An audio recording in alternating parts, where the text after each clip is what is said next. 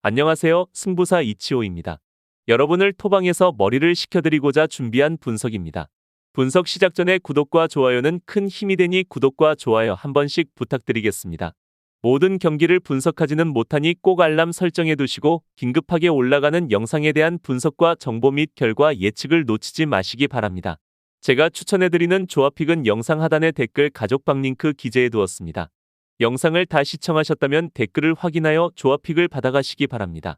우선 한 경기의 아스널 울버햄튼 전력 분석 알아보겠습니다. 먼저 아스널은 올 시즌 리그에서 9승 3무 1패로 1위에 위치해 있습니다. 아스널은 직전 경기 카이 하베르츠의 결승골로 브렌트포드 원정을 잡고 리그 선두로 올라섰습니다. 또한 아스날은 순위 경쟁권인 다른 팀들과 달리 부상자 이슈로 고전하는 것 없이 부상자가 모두 돌아왔기에 우승 도전에 적기라는 평을 받고 있습니다. 한편 주중에 챔스 일정이 있었지만 홈경기였기에 비행으로 인한 피로도도 없는 편이고 체력적으로 울버햄튼이 우위를 점하고 있다 해도 아스날의 홈에서는 쉽게 승리를 거두기는 어려워 보입니다. 아스날은 올 시즌 홈에서의 페이스는 역시 좋은 편으로 올 시즌 홈에서는 5승 2무 18득점 7실점으로 홈에서 엄청난 화력을 자랑하고 있습니다. 원정에서는 상대 압박에 고전하면서 패배를 기록했던 랑스를 홈에서는 6골을 넣고 침몰을 시켜버렸을 정도로 강한 면모를 나타내고 있습니다. 일단 아스날은 이번 상대인 울브스와의 경기에서 조심해야 할 것은 역시 라인이 높은 팀을 잘 공략하는 역습의 날카로움일 텐데 적어도 울브스와의 경기에서 중앙 힘싸움에서 밀리지 않을 것이라는 점은 호재라고 할 수 있을 것입니다. 그럼에도 불구하고 아스날은 자신들의 높은 점유율 플레이와 공격적인 축구를 구사할 것이고 이번 경기에서는 울버햄튼의 역습마저도 크게 걱정하지는 않을 것으로 보입니다. 울버햄튼은 리그 4승 3무 6패로 12위에 위치해 있습니다. 울버햄튼은 지난 라운드 풀럼 원정에서 패배를 기록했고 휴식기 전 마지막 경기에서 극적으로 토트넘을 잡았기에 연승에 도전했지만 종료 직전 페널티킥을 허용한 것이 아쉬웠던 상황입니다. 그래도 황희찬이 시즌 7호 골을 터뜨리며 최근에 좋은 흐름을 이어갔고 벨레가르드가 중원에서 안정적으로 경기를 운영하고 있기에 이런 부분에서 긍정적인 요소로 작용될 울버햄튼입니다. 또한 울버햄튼은 토트넘, 맨시티, 뉴캐슬 등 라인을 올리고 플레이하는 팀을 잘 사냥하는 의적 성향을 가지고 있는데 다만 중원에서 레미나, 고메스가 경고 누적으로 나올 수 없는 상황은 엄청난 악재이고 아스날에게 더욱 쉬운 공격 찬스를 내줄 것입니다. 이 핵심 두 선수가 수비에서 기여하는 바는 분명한 상황이고 특히 르미나는 역습 전개에 있어서도 아주 큰 역할을 한다는 점을 고려하면 울브스가 꽤 전력에서 밀리는 상태라고 보는 것이 합당합니다. 페드로 네투가 장기간 부상으로 빠져있는 상황으로 측면에서 공격이 분명 쉽지 않은 모습이고 레미나와 고메스까지 빠지게 된다면 분명 공격으로 향하는 패스는 물론 탄탄한 중원의 아스날을 뚫기는 쉽지 않을 것입니다. 최종 결론을 말씀드리면 일단 울브스의 중원 누수가 치명적으로 작용할 수 있는 상황이고 아스날이 홈에서는 전반적으로 좋은 페이스를 가져간다는 점을 참고할 필요가 있습니다. 주중 경기 리스크가 있다고는 하지만 홈에서 2연전을 치르는 것이라서 추가적인 이동 필요는 없는 상태이고 아스날의 웨데가르트가 건강하게 돌아와 라이스와 함께 원정팀 중원을 압도하며 경기의 주도권을 가져갈 수 있고 제수스와 사카가 측면을 허물 아스널이 우세해 보이는 경기입니다. 다음으로 두 경기 벌리 셰필드 경기 전력 분석 알아보겠습니다. 먼저 벌리는 리그 1승 1무 11패로 20위에 위치해 있습니다. 벌리는 웨스트햄 상대로 지난 라운드에서 제이 로드리게스의 골이 나오며 승점을 가져가는 것으로 보였는데 그러나 후반 막판 상대에게 골을 허용하며 다시 승점 추가에 실패했습니다. 우선 벌리는 최근 5경기 전부 연속적인 패배를 기록하면서 하위권에 걸맞은 경기 능력 수행의 결과를 보여주고 있고 현재 팀 내에서의 분위기가 좋지 않다는 점을 감안한다면 전술적인 변화와 선수들의 개인 능력 상승에 부단한 노력이 필요한 시점이라고 생각됩니다. 리그 선두인 아스날을 비롯해 웨스트햄과 브렌트포드 등에 연패하며 승격 시즌의 다이렉트 강등이 유력한 상황이고 때문에 승격 동기 상대로 홈에서 반드시 승리를 따내야 하는 상황입니다. 그래도 벌리가 지난 경기에서는 4-4-2를 가동하는 모습으로 웨스트햄에게 결국에는 패배를 기록하기는 했어도 86분 자책골이 나오기 전까지는 웨스트햄의 공세를 잘 막아내는 등 조기에 실점하고 끌려다니는 것에 대한 대응이 되는 모습을 보여준 점은 긍정적이라고 할 수 있습니다. 물론 이 성향을 이어간다면 빈공에 시달렸던 다이치 체제의 롱볼과 다를 바 없는 상황에 직면하기는 합니다. 그렇기에 이번 경기에서 브라운힐과 베르게 등 3선이 라인을 올리며 공격적으로 경기에 임할 것으로 공격적 전술을 사용할 것으로 판단됩니다. 셰필드는 리그 1승 2무 10패로 18위에 위치해 있습니다. 셰필드는 할만한 상대인 본머스에도 홈에서 완패했고 맥버니가 추격골을 기록하긴 했지만 수비가 무너지며 상대에 3골을 내줬습니다. 승격에 성공하고 안정적인 잔류를 노리고 나선 이번 시즌이지만 전혀 기대에 못 미치는 경기력이고 잔류를 견인했던 크리스 바샴과 이건 등 핵심 수비진의 부상 이탈이 너무 크기에 계속 부진이 이어지고 있는 상황입니다. 그래도 셰필드 입장에서도 후반에 골이 나오면서 승점을 따오는 모습을 왕왕 보이기는 한편인데 단 브라이튼 전에서의 골은 상대 자책골이었고 지난 경기 골도 크로스로 단순하게 올린 것을 맥버니가 마무리를 잘 지은 것에 가까웠습니다. 기본적으로 더티함을 무기로 경기를 늘어지게 만드는 것을 중시하는 편이라 다득점 성향은 가지고 싶어도 가지기가 어려운 편입니다. 결론을 말씀드리면 벌리가 지난 경기에서 4-4-2 형태로 초반에 실점이 나오는 성향을 나름대로 지우는데 성공했고 현재 세필드의 전력과 비교해봐도 공격적인 부분에서는 유리함이 존재하는 상황입니다. 물론 더티함을 무기로 실점을 최대한 통제하려는 셰필드의 성향과 벌리가 애초에 박스를 타격하는 능력이 모자랐다는 점은 감안할 필요가 있습니다. 두 팀은 최근 챔피언십과 프리미어리그 등에서 만난 4경기에서 모두 홈팀이 승리하는 패턴이 나왔고 벌리가 불리할 것이 없는 이유가 이번 경기 홈이라는 이점을 가지고 있기 때문입니다. 또 수비 라인에 부상자가 없는 홈팀과 달리 원정팀한 세필드는 센터백 라인의 전력 누수가 큰 상황이고 로드리게스와 암도우니, 램지 등이 3톱으로 나서 셰필드 유나이티드의 수비를 공략할 수 있는 벌리가 우세한 경기를 보여줄 것으로 예상됩니다. 보다 나은 수익을 위해 여러분들에게 알려드릴 정보가 있습니다. 우선 위에 보시는 하얀색 배경이 실제 프로토 승부식 133회차 발매된 보스턴과 뉴욕 닉스의 배당이고 아래 부분 검정색이 유벤투스 공식 후원사에서 나온 배당입니다.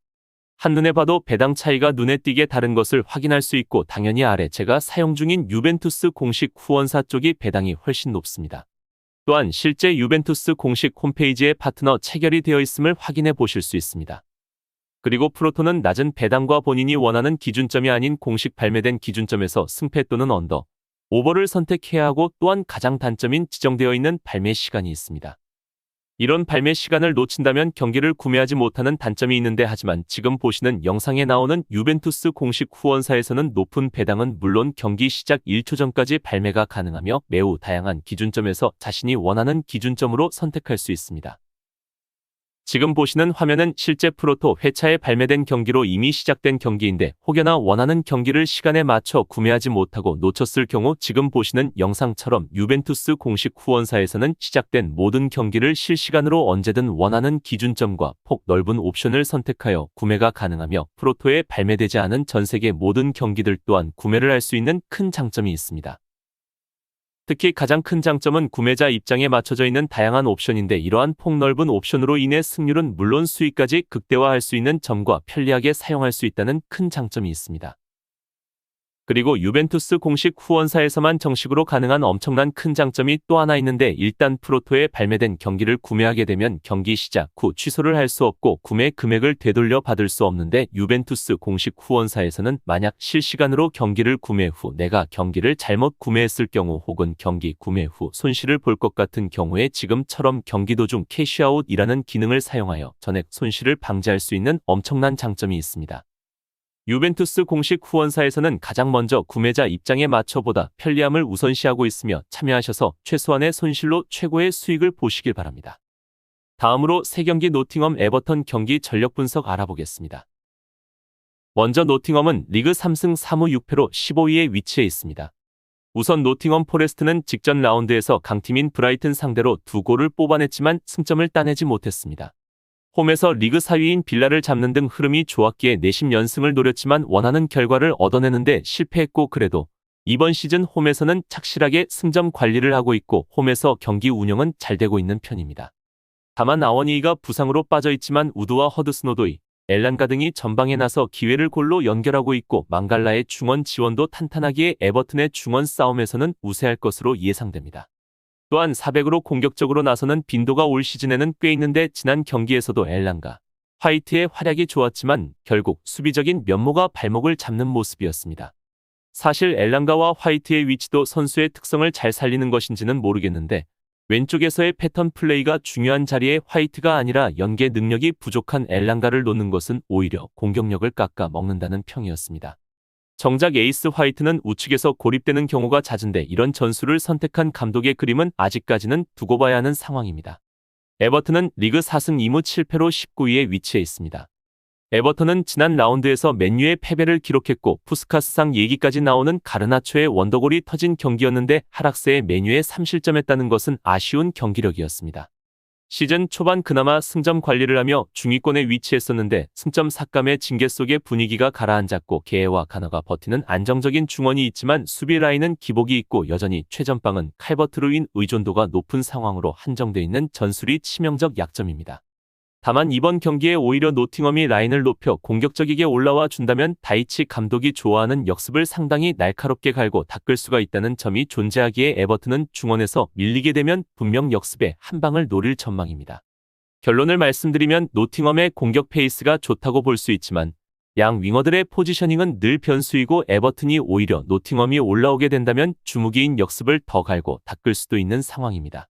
다만 에버턴은 승점 삭감의 징계로 인해 발등에 불이 떨어진 상황이고 이번 경기 원정이라는 점 역시 악재이며 일부 선수들의 전력 누수까지 있는 상황입니다. 전력 면에서는 홈팀 노팅엄이 우세하지만 두 팀의 전술과 전력을 고려해 본다면 이번 경기에서는 의외로 다득점의 경기가 나올 가능성이 높아 보입니다. 다음으로 4경기 뉴캐슬 맨유 경기 전력 분석 알아보겠습니다. 뉴캐슬은 리그 7승 2무 4패로 7위에 위치해 있습니다. 뉴캐슬은 최근 5경기 2승 2무 1패를 기록 중이며 리그 기준으로는 5경기 3승 1무 1패를 기록하고 있습니다. 직전 리그 경기는 첼시와의 홈 경기에서는 4대1로 완승을 거두는 등 올 시즌 역시 강력한 공격의 화력을 선보이고 있습니다. 다만 뉴캐슬의 선수단은 말 그대로 부상 악령에 제대로 시달리고 있는데 총 10명 부상의 토날리가 징계로 빠진 상황입니다. 주전급 선수들로 압축해도 6명이 현재 출전이 불가능하고 이런 악조건임에도 에디 하우 감독은 백업 멤버들을 적재적소에 활용하여 팀을 잘 추르쓰고 있습니다. 다만 스쿼드가 박살난 상황이지만 이 엔트리로도 홈에서 4대1로 첼시를 격파하는 등 확실히 홈에서는 힘을 받는 유형이라고 할 수 있고 이번 시즌 홈에서는 6승 1패 18득점 4실점으로 어마한 기록을 가지고 있습니다. 여전히 중앙에서의 압박 능력으로 상대를 올가매는 운영은 통하고 있는 상황이고 최근에는 맨유에게 2연승을 기록하는 등 맨유의 약점인 수비를 꽤 잘 공략하는 모습도 보이고 있습니다. 그렇다 해도 맨유도 점점 분위기를 전환시키고 있고 이번 경기 뉴캐슬의 부상자들이 뼈아픈 상황일 것입니다. 맨유는 리그 8승 5패로 6위에 위치해 있습니다. 맨유는 최근 5경기 3승 1무 1패로 나쁘지 않으며 리그 기준으로 5경기 무려 4승 1패를 기록하고 있고 직전 리그 경기는 에버튼과의 원정 경기였고 3대0으로 완승을 거두며 분위기 반전에 성공했습니다. 다만 뉴캐슬만큼은 아니지만 맨유 또한 부상 선수들이 적지 않은데 총 6명의 부상자가 있는데 모두 주전급이거나 핵심 전력입니다. 그나마 위안이 있다면 핵심 자원인 루크쇼가 지난 13라운드 에버튼전부터 복귀했다는 사실이 팀에게는 상당한 전력 상승입니다. 또한 좋지 못한 경기력에도 공격진은 꾸역꾸역 골을 넣어주는 모습을 보여주고는 있는데 문제는 수비라고 볼 여지가 클 것입니다.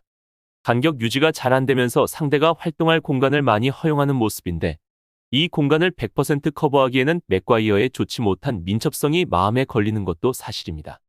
사실 3대0으로 이겼던 에버튼 전에서도 가르나초의 원더골을 제외하면 전반전은 아예 에버튼의 페이스라고 보아도 무방했을 정도였습니다. 뉴캐슬의 공격력을 과연 맨유의 수비진이 커버를 할 수 있을지는 당연히 의문이고 이런 수비 커버가 안 된다면 맨유도 공격적인 자세로 라인을 높여야 할 것입니다.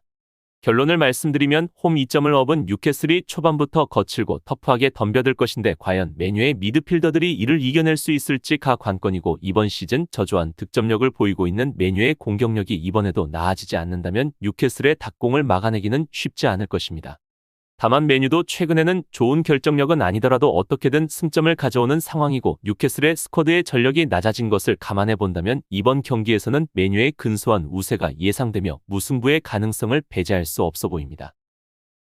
이상으로 경기 분석 마치겠습니다. 지금 보신 분석 영상에서는 최종 조합픽을 드리지 않습니다. 초안 분석 내용이며 더욱 세밀한 분석 자료와 최종 조합픽은 댓글 가족 방링크 기재해 두었습니다. 프로토가 처음이신 분들 혹은 프로토를 좋아하는데 적중률이 낮으신 분들께서는 주저하지 마시고 전문가의 도움으로 수익률 극대화하시는 것을 추천드립니다. 프로토는 단지 운으로 하는 게임이 절대 아닙니다.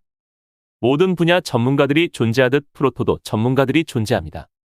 경기 전 다양한 분석 자료 확인은 필수이며 가장 중요한 정보력이 수익의 80% 이상 지분을 차지하고 있습니다. 수익률을 극대화하고 싶으신 분들께서는 영상 하단 고정 댓글 클릭하셔서 분석픽을 확인하시면 됩니다. 시청해주셔서 감사합니다.